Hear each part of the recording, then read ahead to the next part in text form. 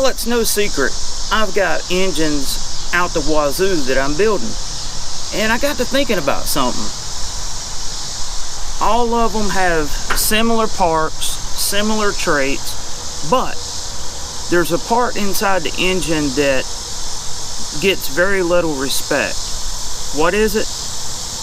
I mean, everybody talks about their camshaft and their lifters and their pistons and cylinder heads, so on.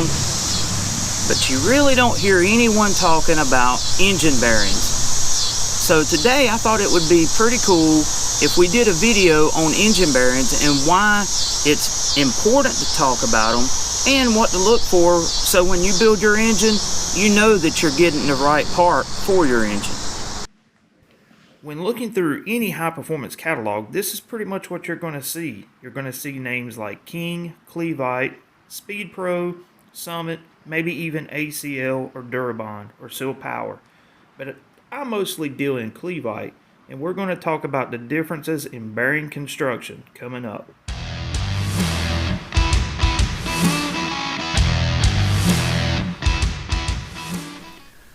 Bimetal versus tri-metal bearings.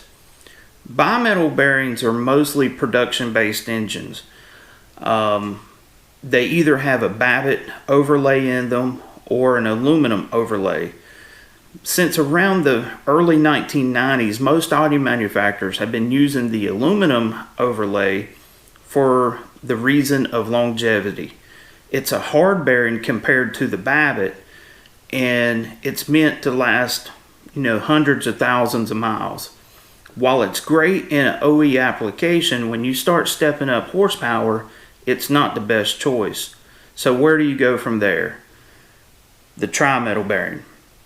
The tri-metal bearing has the same steel backing, but it has a copper intermittent section to it, and normally it has like a thin layer of Babbitt or other metals, alloys on that top third layer. Clevite has been using this Tri-77 formula since the 1950s, and it's really good for performance applications.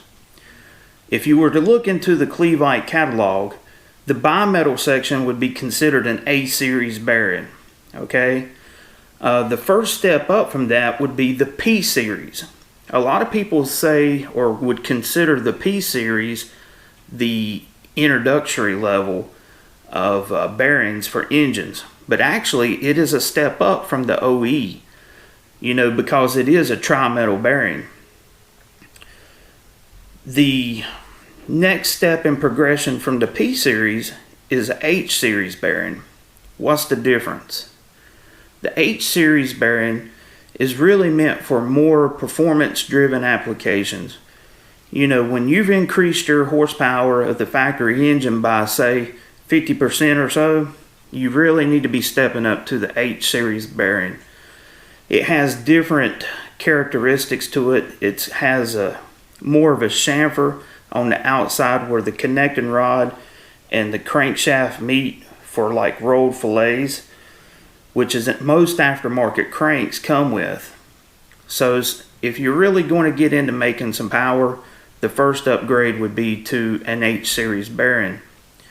And from there, you get into the tri-armor coatings bearings.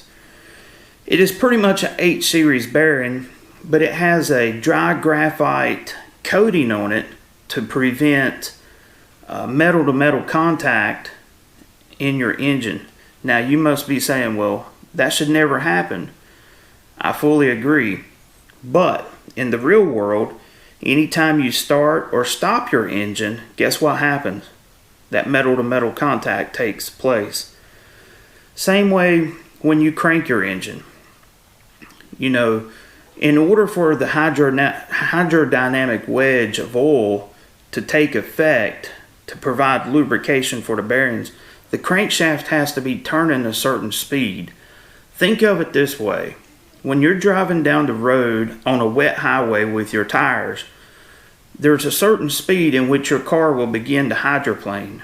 Basically, that is what's taking place inside your engine.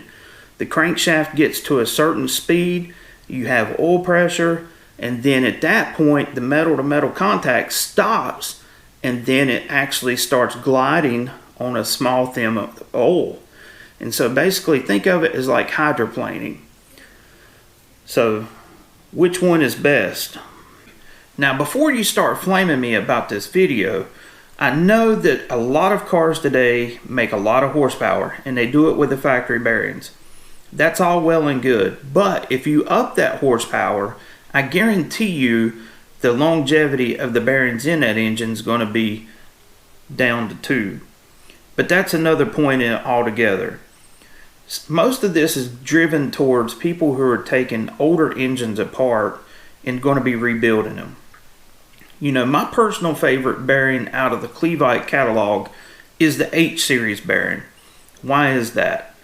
Well, it covers a multitudes of engines, and you know that it's going to be a long lasting, it's going to be durable, and it's going to be able to withstand any kind of power that you throw at it.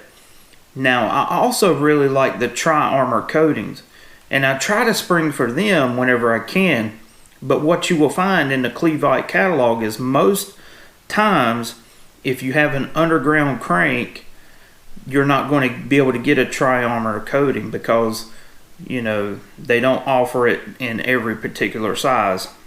Something to keep in mind. But, you know, I know that I've been talking a lot about Clevite. That's my personal favorite brand.